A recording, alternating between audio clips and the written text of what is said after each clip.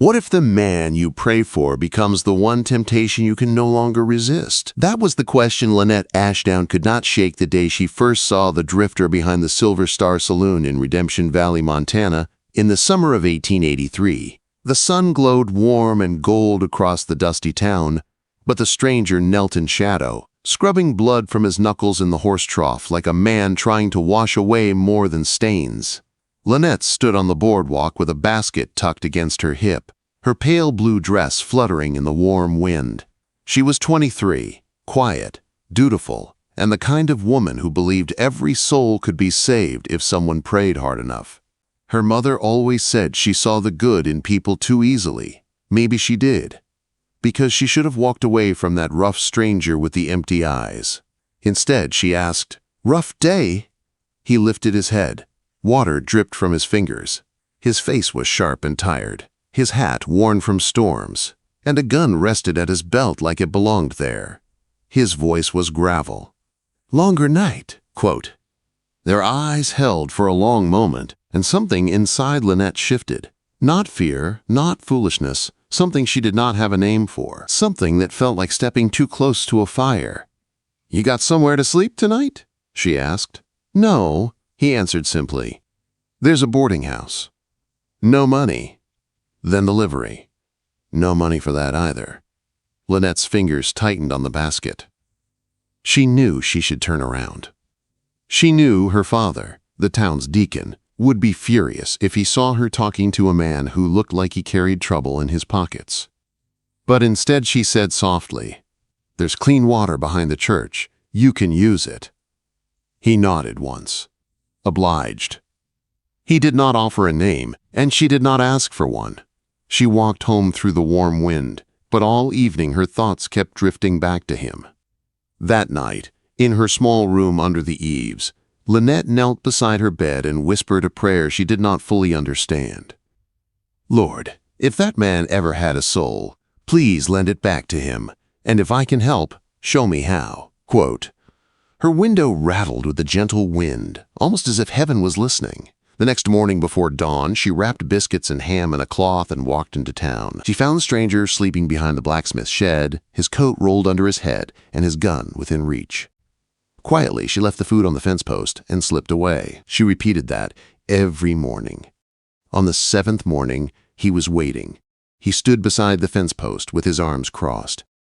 He had shaved since she last saw him, though the lines around his eyes remained deep. "You keep feeding me like this," he said. "Folks will think I'm your dog."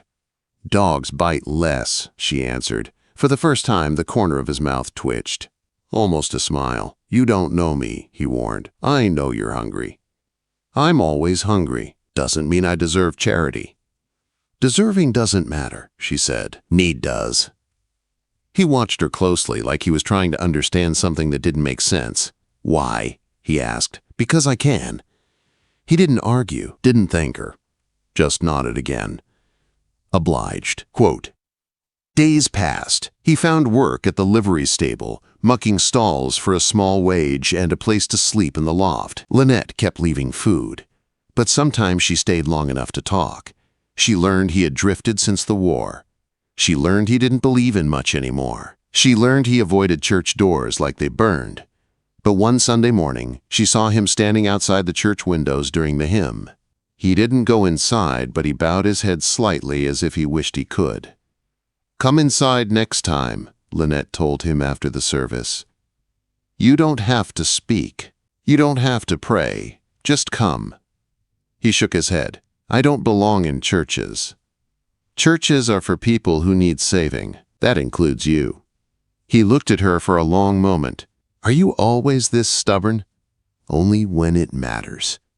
He didn't smile, but something in his eyes softened. Just a flicker. Just enough to prove her prayers were reaching him, even if he didn't know it yet. Weeks passed, and she read scripture aloud while he worked. Sitting on the fence while he mended bridles, she read stories about mercy and forgiveness. He never said he liked it, but he also never asked her to stop. One evening, the sun painted the sky orange and purple as she swept inside the church. The doors creaked open, and he stepped inside for the first time. He looked uncertain, almost afraid. "I got a question," he said. "All right," Lynette answered, leaning on the broom. "How does a man start over?" he asked quietly, "when he don't even know where the beginning was?" She walked toward him, her footsteps echoing in the quiet. "You start right where you're standing." He stared at the floor, then went down on one knee, not in prayer, not in surrender to God. In surrender to the truth that he could not carry the weight alone anymore. Lynette knelt beside him. He whispered, "I don't know how to pray." "Then don't," she said. "Just be still. That's enough." They stayed there until the light faded and shadows filled the church. When he finally stood, something in his posture was different, lighter, less burdened. "Thank you," he said softly, "for not giving up on me before I give up on myself." When he walked out into the evening air, Lynette realized her heart was racing. She also realized something far more dangerous. She wasn't just praying for him anymore. She was falling for him. And she did not know what that would cost. Sometimes the most dangerous thing in the world is not a man with a gun. It is a man who looks at you like you're the first piece of light he has seen in years. That was how Cader Veilheart was starting to look at Lynette Ashdown. And she felt it every time she brought food to the livery, every time she read scripture while he worked, every time their eyes met a little too long. She tried to tell herself it was only compassion, only her duty as a churchwoman, only the result of her prayers. But one warm afternoon as she read from the book of Psalms and he set down the bridle he was mending, she finally saw the truth in his eyes. It was not just gratitude. It was longing, and Lynette felt her breath catch. "You reckon God remembers men who quit halfway?" Cader asked quietly. "Quit what?" she asked. "Everything. Faith, hope, themselves." Lynette closed the Bible. Her hands trembled slightly. "I think God remembers anybody who's still breathing." He looked at the ground. "I used to believe that. Before everything went wrong." She wanted to ask what had gone wrong, but something in his voice told her the wound was too deep. So she simply said, "You're still here." That counts for something. Cader did not argue. He kept coming to church. He kept listening from the back pew. He kept working hard at the stable. Slowly, people started noticing him. A few trusted him. A few were curious. A few even respected him. But there was one person who saw deeper than all of them. Lynette. Which was exactly why she should have kept her distance. She didn't. One evening she found him shoeing a mare. Shirt sleeves rolled, sweat on his brow, and sunlight slanting across his strong, scarred arms.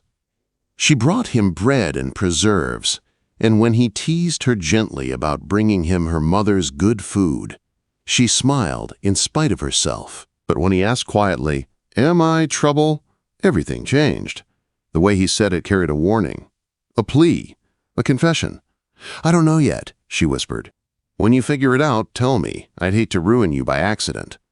The word ruin made Lynette's cheeks warm. She tucked a strand of hair behind her ear and stepped closer. "Why did you stay in Redemption Valley?" she asked. "You could have left weeks ago." He hesitated, and then he told her the truth. "Because you prayed for me, and for the first time in years I didn't feel like I was drowning." Lynette's heart flipped. She didn't know what to say. She didn't even know what she felt. But she knew she was drawn to him in a way she shouldn't be. "Then stop drowning," she whispered. "Come to church. For real. Sit in the back pew if you want. But just come." He stared at her, then nodded once. "All right, I'll be there." And he was. The next Sunday, people stared when he walked through the church doors. Lynette's mother whispered her concerns. Her father frowned. But Lynette only felt her heart pound as he sat in the last pew. Shoulders tense, eyes lowered. He stayed through the entire service. That afternoon, she followed him outside. "You left fast," she said. "I stayed," he answered quietly. That was the deal.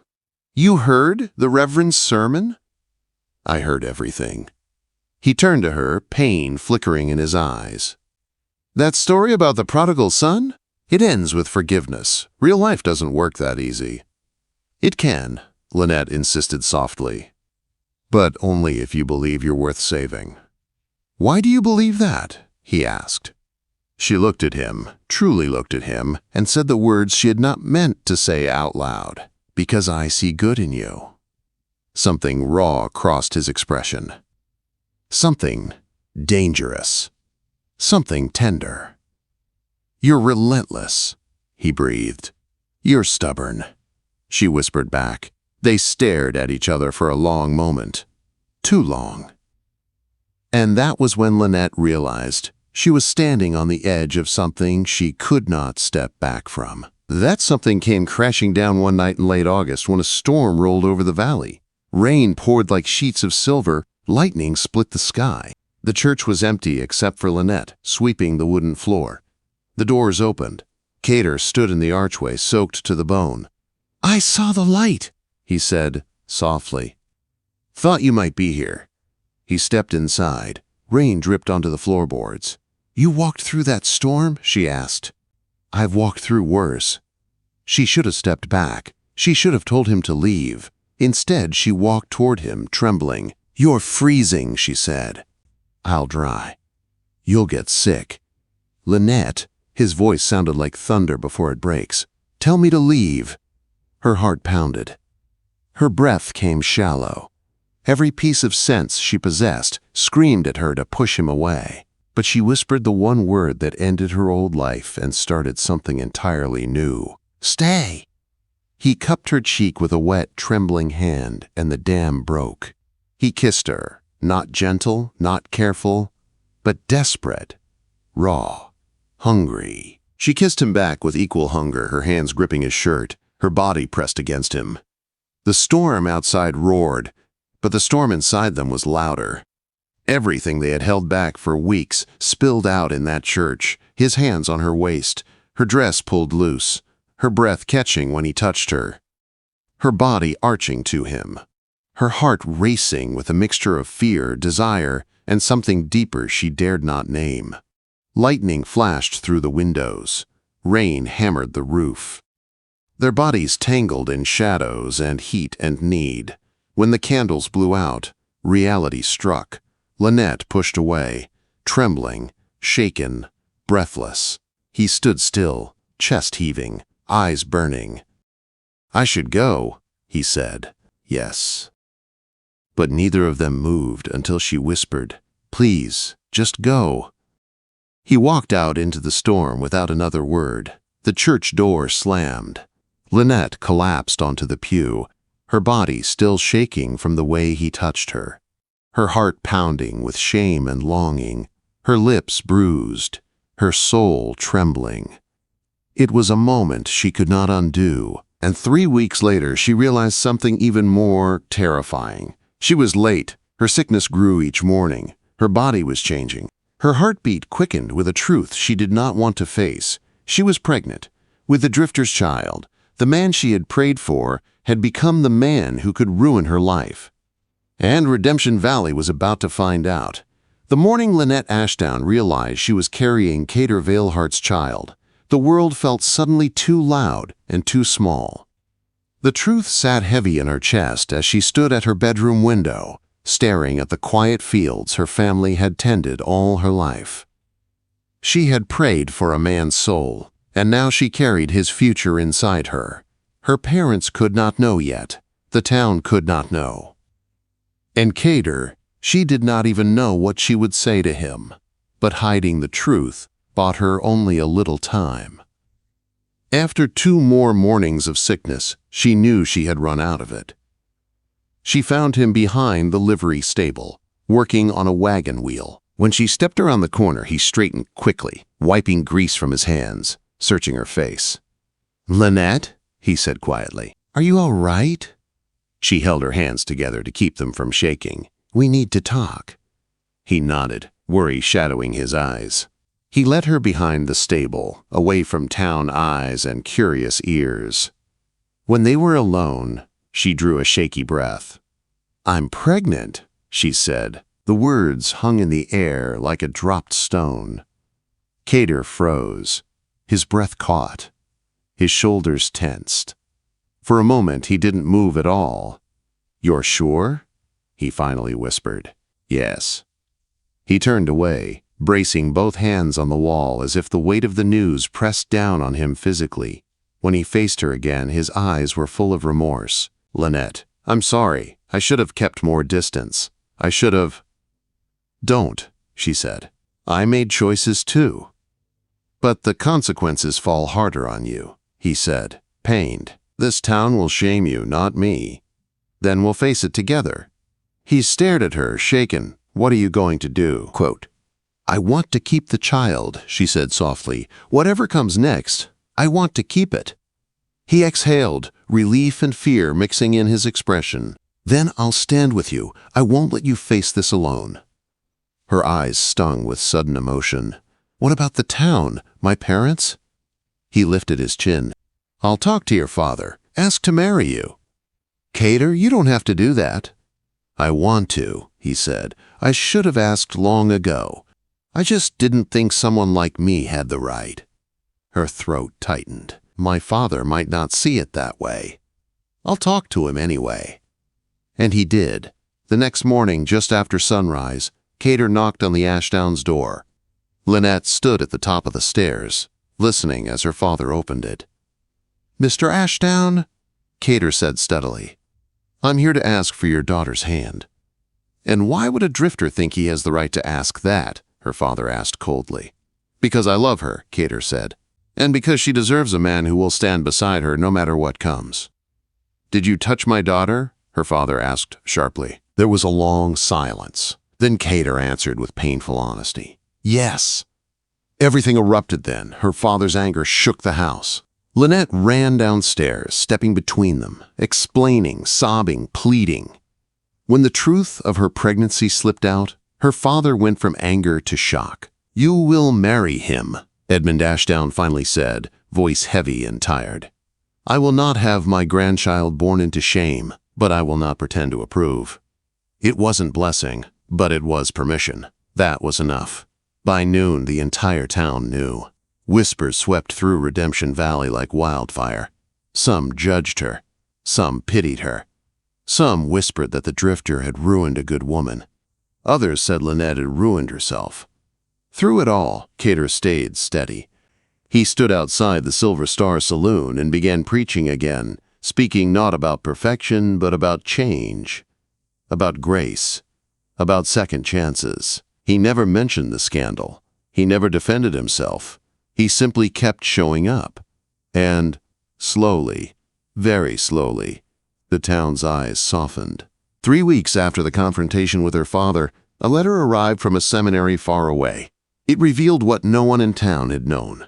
Cader Veilheart had once been a preacher, a real one, trained, ordained, married, a father who had buried both his wife and infant daughter after a fever took them. The truth broke something open in Lynette's heart. She understood now why faith had been so hard for him, why he drifted, why redemption felt like a foreign word on his tongue. That evening she found him at the livery, letter crushed in his hand, sorrow filling his eyes. "Why didn't you tell me?" she asked. "Because remembering them hurts," he said. "And saying their names out loud hurts worse." She slipped her hand into his. "Pain doesn't mean you're broken," she whispered. "It means you're still alive." For a long moment he didn't speak. Then he lifted her hand to his chest. "You brought me back," he said. "You brought me home." They married on the first Sunday of December. Snow drifted softly through the air as Lynette walked toward him wearing her mother's simple wedding dress. Cader looked steadier than she had ever seen him. When they exchanged vows, the world seemed still and full of something gentle. Their cabin at the edge of town became a warm place filled with hope. Cader worked hard, Lynette cooked for half the valley, and slowly people saw that the drifter was no longer drifting. He was building a life, their life. When their child arrived in the spring, a strong, healthy boy with dark hair, Cader held him with trembling hands and whispered words Lynette never forgot. "I didn't think God would ever trust me with a family again." "He did," she said, "and so did I." Over the years that followed, Cader's sermons grew crowds. People found healing. People found hope. And every time he preached, Lynette stood with their boy on her hip, proud and grateful. Redemption Valley changed. Their home grew. Their son thrived. And Cader Veilheart became the preacher he was always meant to be. One evening, years later, as the sun dipped behind the mountains, He held Lynette on their porch while their children played in the yard. "Do you ever wonder," he whispered, "what would have happened if you hadn't prayed for me that night?" She leaned into him. "I prayed for a soul," she said softly. "I didn't know I'd find my husband. And I prayed," he said, voice thick with emotion, "that God would forgive me for everything I'd lost. Instead, he gave me everything I'd ever needed." They stayed wrapped in each other as the sky faded to gold and purple, a drifter, a churchwoman, a prayer that changed everything, a love built from broken pieces, and a future no one in town expected, but everyone came to admire. Because, in the end, Lynette's prayer didn't just save a man. It built a family, and it transformed Redemption Valley forever.